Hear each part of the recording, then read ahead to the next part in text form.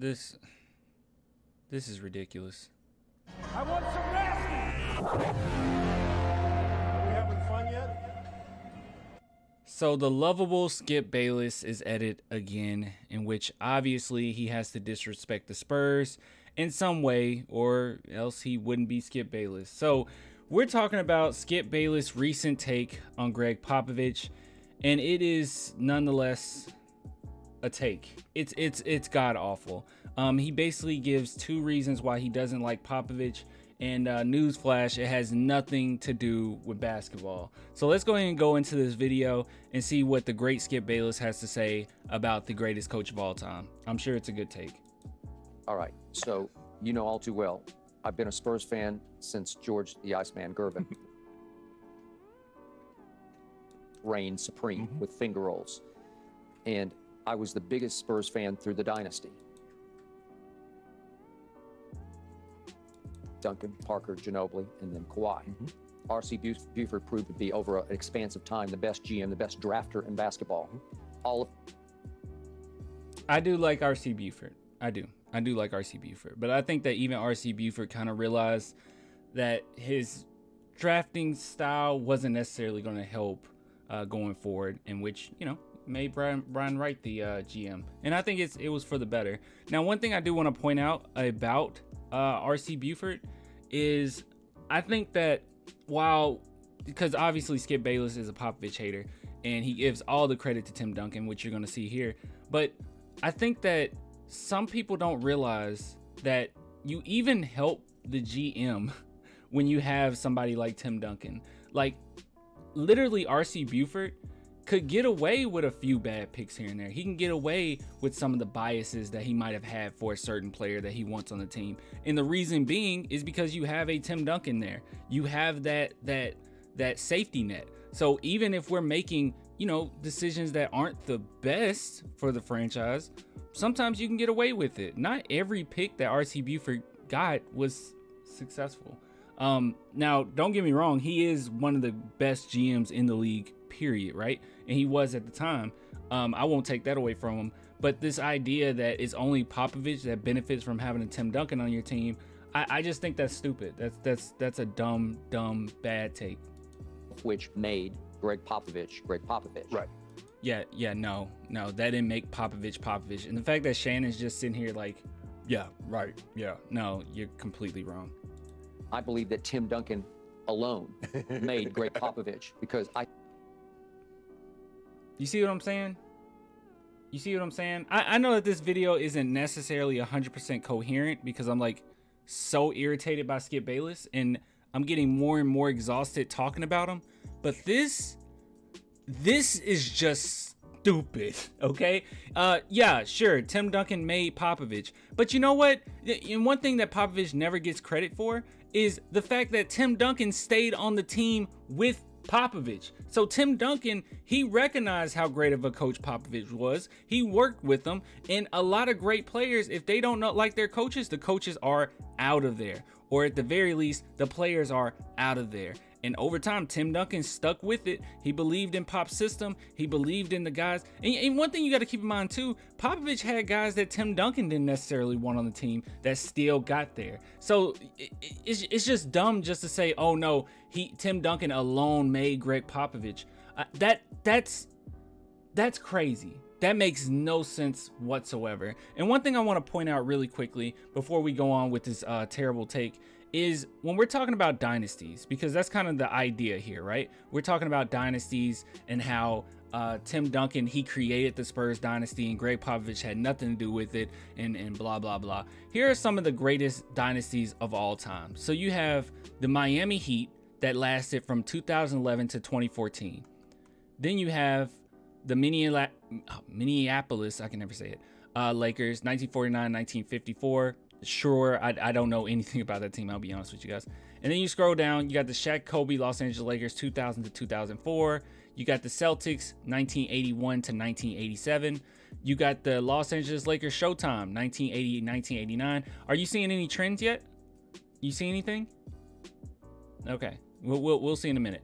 And then the Tim Duncan San Antonio Spurs 1999 to 2014. And they got the Bill Russell Boston Celtics which lasted a total of, was it 13? Yeah, 13 years. And we scroll down and you have the Michael Jordan Chicago Bulls, basically 91 to 98.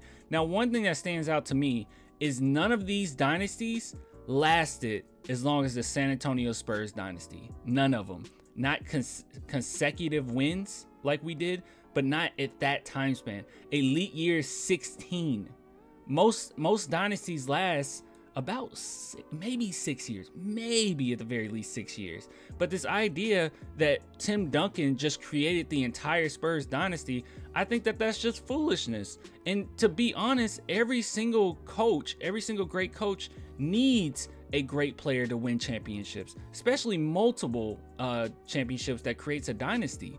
I mean, the Heat lasted 4 elite years, 6 elite years, 5 elite years, none of which lasted a total of 16 years. And if you say that that has nothing to do with that coach that was there, you're just blatantly wrong, or you being disingenuous.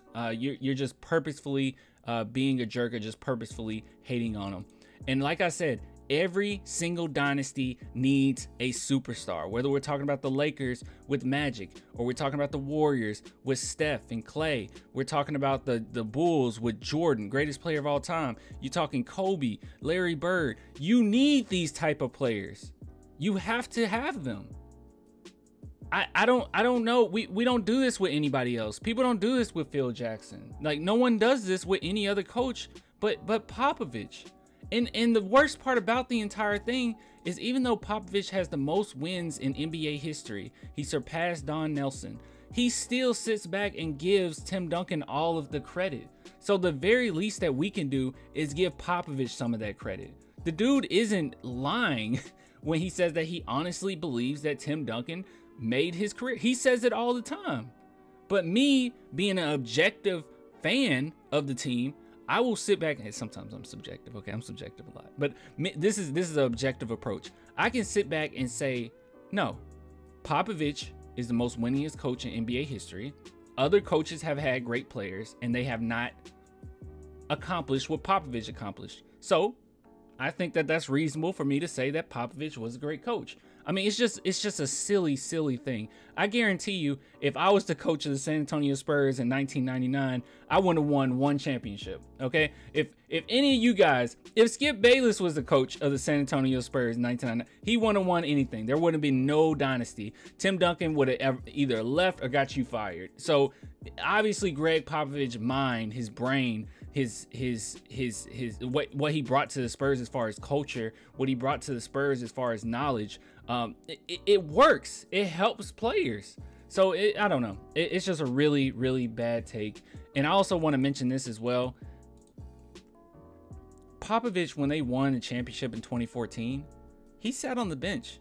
He allowed his players to kind of, celebrate. He didn't really want to be in the limelight, and he wasn't pretending. He wasn't trying to be something that he's not. No, he genuinely felt as if they did all the work.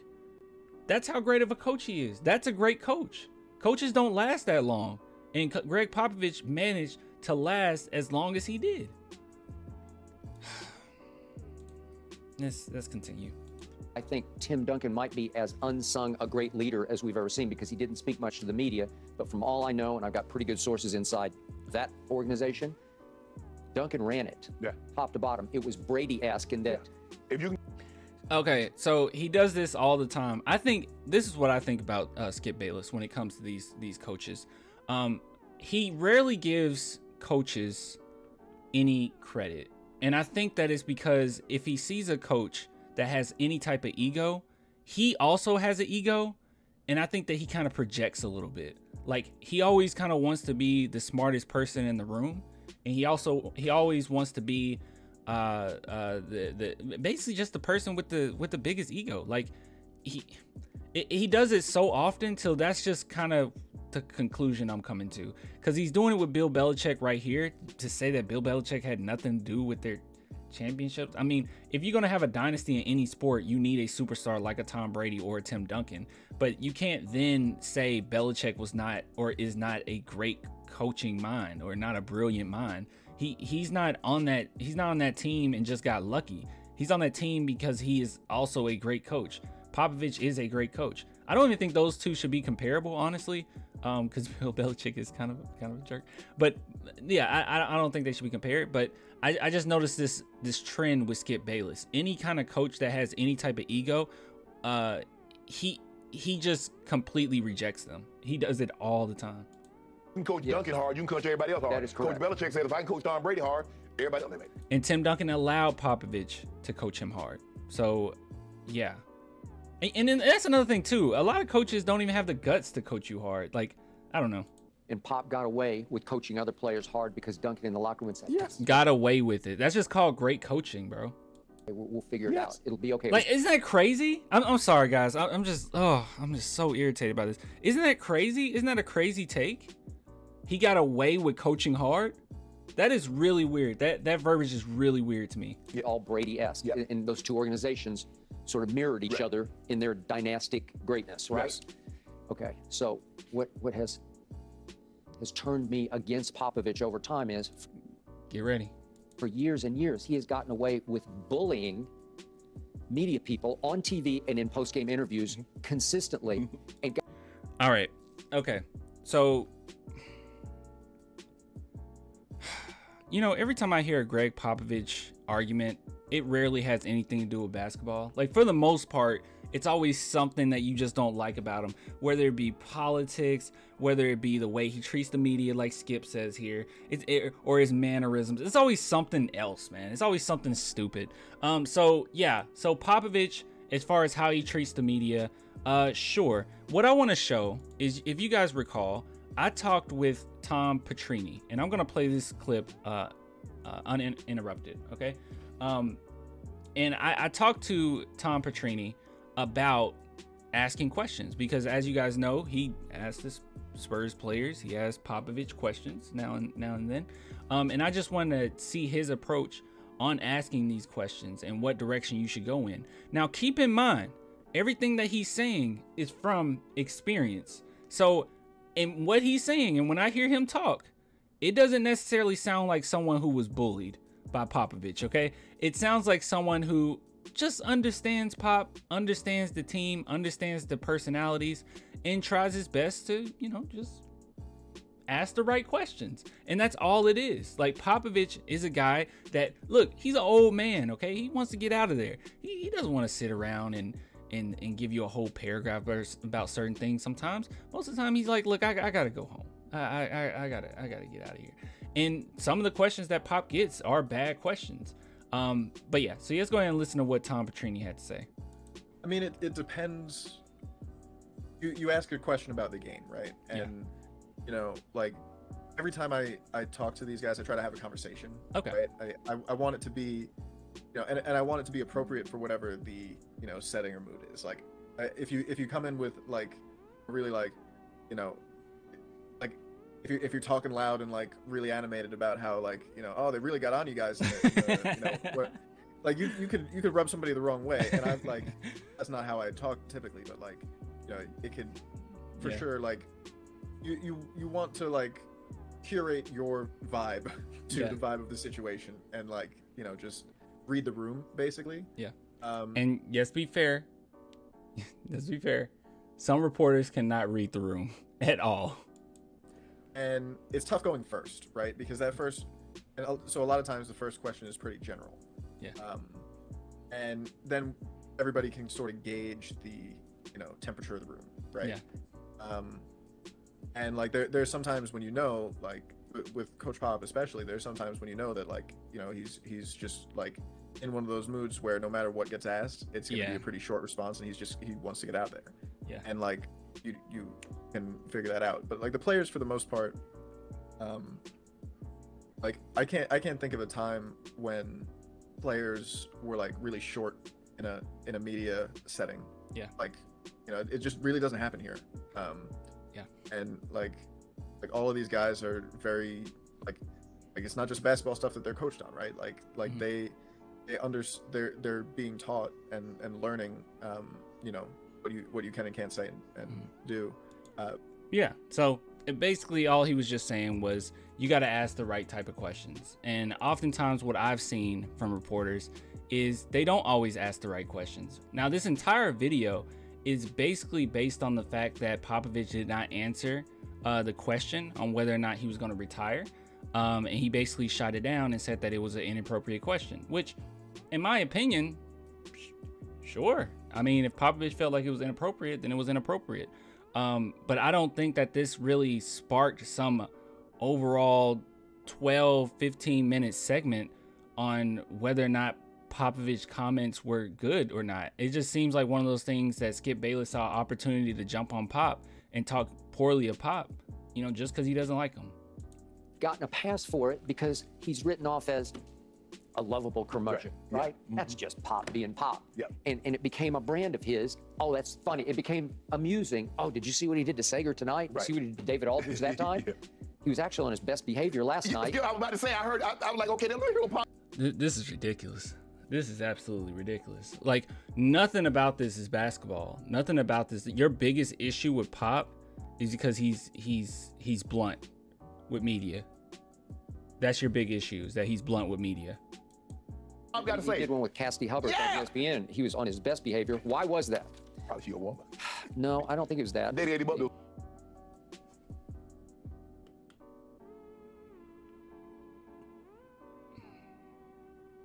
Pop doesn't discriminate when giving those hands.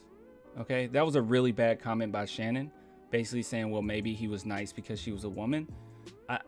From experience, and you know, I know Skip wouldn't know this because he's not a Spurs fan, but from experience, Popovich will give anybody those hands. Okay, it does not matter. It does not matter what gender you are.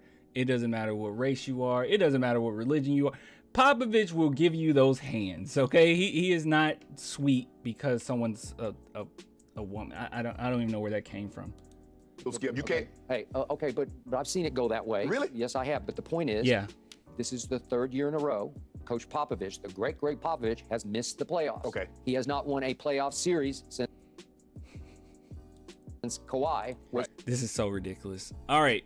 First and foremost, the argument initially was that Popovich can't win without Duncan, that Duncan made Popovich.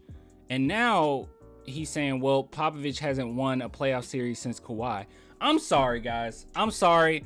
I don't know. I don't know. If you're a coach in the NBA, I guess there's a coach out there that can win in the playoffs with you know, just all-stars. Like, I'm sorry. I thought that you needed a superstar if you're gonna go deep in the playoffs. I mean, this whole thing where he didn't win since Kawhi in 2017.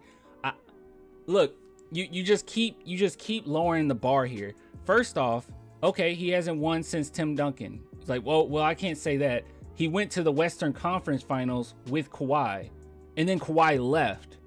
And we still expect Popovich to still have that level of greatness. They went to the Western Conference. They had a legitimate shot of winning a finals with Kawhi.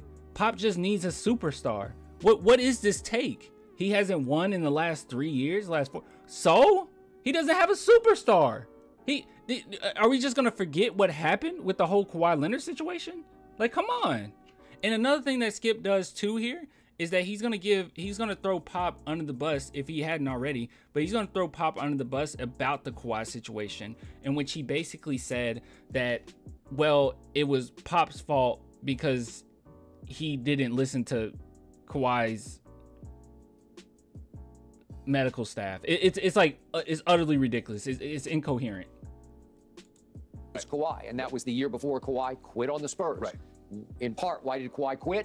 Because Gregg Popovich cold shoulders various members of Kawhi's personal medical team that wanted some access into the Spurs operation. Guys, we talked about this so many times, so I'm not going to go deep into it, but that is not what happened.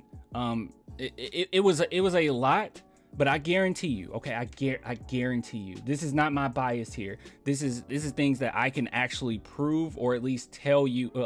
I can't technically tell you, but I can say that I've heard from certain sources, me, Clan. I've heard from certain sources that are very good sources. And this even happened back then. And we talked about it on this channel before as well.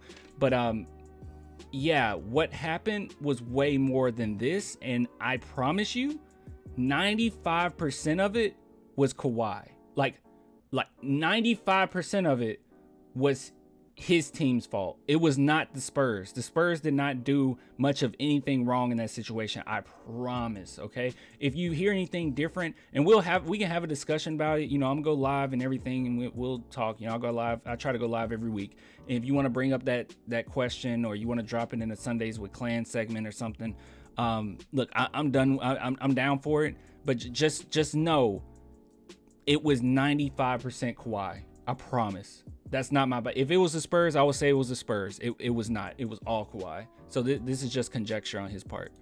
Right. Okay. So it started with Pop saying, "No, sorry, you can't come in here." Last seed in, The Lakers collapsed. the Lakers collapsed. The Lakers lost 9 of 10 before. I mean, I don't know what he wants here. He basically says that the reason why we got in the play-ins because the Lakers collapsed. I mean, we also won a plethora of games at the end of the season. But at the same time, when you don't have a star, you don't have a superstar. I will argue we don't have a star. And a star in my book would be like a Paul George. And I don't think we even have a Paul George. So, no. Before been at the highest level, and he was making it really hard on DeJounte. But DeJounte been sick. He missed a lot of games, Skip. Yeah, Skip Bayless. Yeah. Like I said before, Jakob Poeltl played the game of his life. Yeah. If it's not DeJounte, if he can't become a bona fide star, I don't see what you got. You got to be because Skip, you don't he's have a star. You don't have a star. But it gets worse. Hold on. I got to get to his second point. Yeah. Something like that. But if He is that he is always. Here we go. you're not, All right, here we go, guys. Slowly. Buckle up, okay? I would agree. Number 2 issue with Gregg Popovich for me is Here we go. that he has always gone out of his way to what I call buying insurance from every rival coach and rival star by at the end of games, he plays benevolent godfather. He goes to them and hugs them and whispers sweet nothings in their ears of every rival coach and every star on the other team, to the point.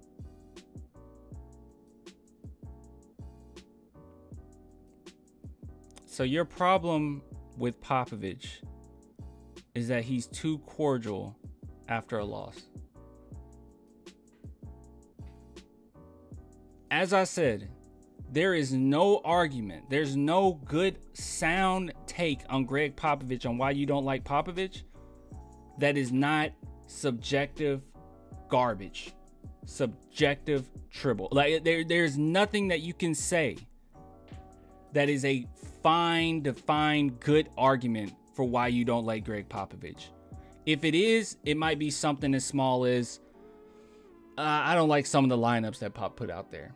And sure, that's a fine argument, but to take the totality of his entire career and who he is, not just as a person, but just as a coach, all of the wins, all of the game-winning plays that he's drawn up, all of the stories that we've heard from players in which they talk about how he just taught them so much.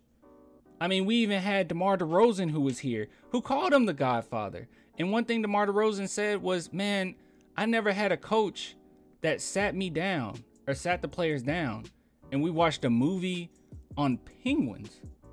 Literally a movie on penguins.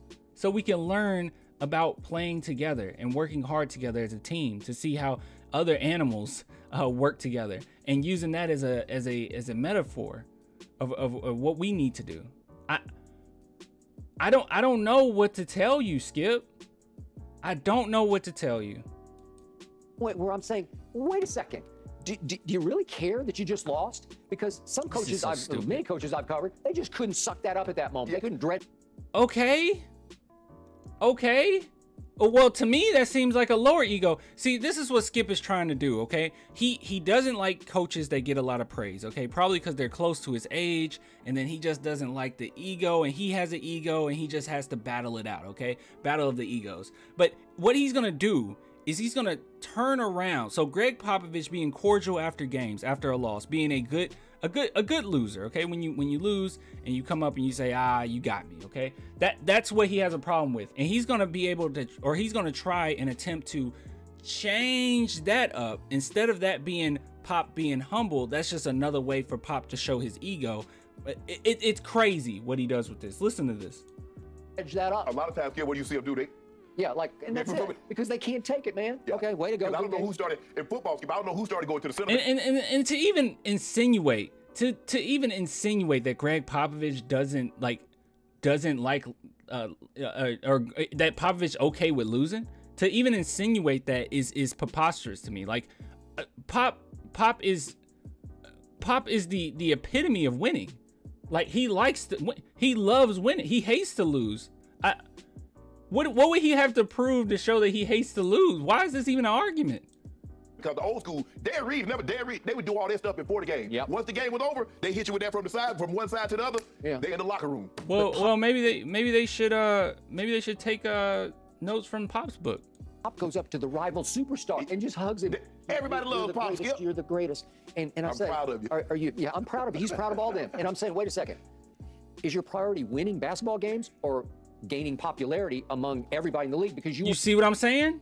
He was able to leap all the way from just a normal, no one cares, humble, cordial, I lost, you won, good job. And he was able to jump all the way to, you don't care about winning and you're only doing this to be popular. I'm sorry, Skip, you have so much projection, it is ridiculous. want to be seen as lovable Pop, right? Ain't no more winning championships. That ship is sailed. Unless he can lure a superstar, maybe. Well, yeah, I agree. And that's basically the whole argument. So Skip's two arguments were the dumbest arguments I've ever seen in my life. The two reasons why he doesn't like Pop is, one, because he's too blunt with media, and two, because he gives hugs after he loses. It's you can't make this up, man. This is god awful takes. So I just wanted to look through the comments and see what people had to say. Pop and the Spurs literally made the Western Conference Finals in 2017, the year after Tim retired. Yep. Coach Pop deserves respect for actually sticking around and trying to coach up younger players. Yeah, you don't really look at this. This is so true, dude. Phil retired once all his championship players were done or on team. Another thing about Phil Jackson too, and this is the reason, because some people think that I don't like Phil Jackson just because I don't like Phil Jackson. I will acknowledge that Phil Jackson was a great coach. Okay, I'm not going to pull a Skip Bayless here. But one thing I didn't like about Phil Jackson, if you guys recall, when he left the Lakers, like his last game with the Lakers, he basically allowed his entire team to try to injure the Dallas Mavericks. It was so gross. It was so disgusting what he did. Let me see. Spurs hung in the game, even though Murray got into foul. Yeah. Diehard Spurs fan since birth, born here in the countdown. I'll die here too. Good Lord. Hey Mikasa. Pop is a phenomenal coach. He hasn't been passed up by the game, the players. Yeah. Look, I guess most people here. Oh, watch how Skip tries to act like he's a Spurs fan. Okay. Well, most people here are actually very sound human beings. Sometimes I guess I just get too wrapped into the whole like Skip Bayless thing that I just lose my mind, because it just doesn't make a lot of sense. A lot of things he says doesn't make sense. But look, to wrap it all up, Gregg Popovich is a phenomenal coach. He took a back seat to the players. He always gives Tim Duncan all of the credit for the winning. He never sits there and says it was all him. And yeah, while he might have an ego, like every great player, every great coach in NBA, NFL, MLB history has had egos. You're going to have some type of ego when you're that good at what you do. You're going to have some amount of confidence that's going to rub some people the wrong way. But Gregg Popovich, for the most part, I think that he has managed to have a lot of confidence, yet instill just a perfect amount of humbleness where he is enduring, and he has been a great coach, and that's what makes him a great coach. The fact that he can admit oftentimes when he's wrong, but he can admit when the players are right. So look, I'm gonna go ahead and get out of here. This just drained me, guys. I'm usually more energetic in these videos. If this is the first time you see in one of my videos, I'm so sorry. It's just when we're talking about Skip, I lose my brain. Okay, it just goes away. But if you guys want to support the channel, only $2 per month, Patreon and YouTube members. All love. You want to say anything, Mikasa? Nah, she ain't got nothing to say. I'll give it to you guys later. Until next time, deuces.